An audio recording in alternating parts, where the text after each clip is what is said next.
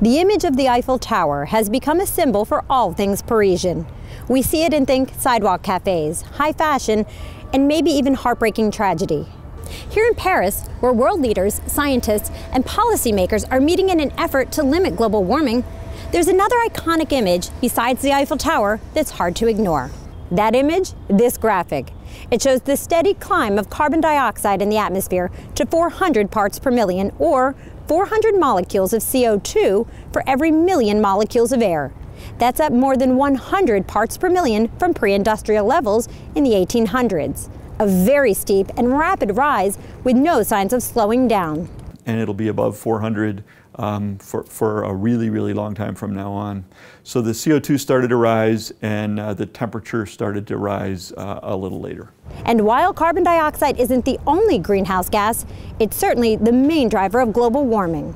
So what's the biggest cause of that buildup of CO2? In the United States, it's the energy sector. Transportation is not that far behind.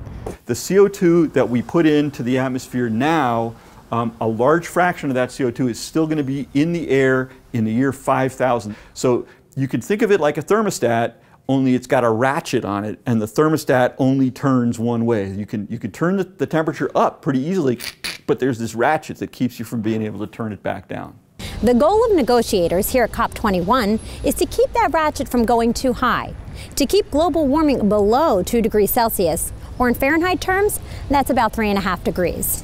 That will take a huge amount of cooperation on the international scale to cut emissions and keep that 400 parts per million number from rising even higher.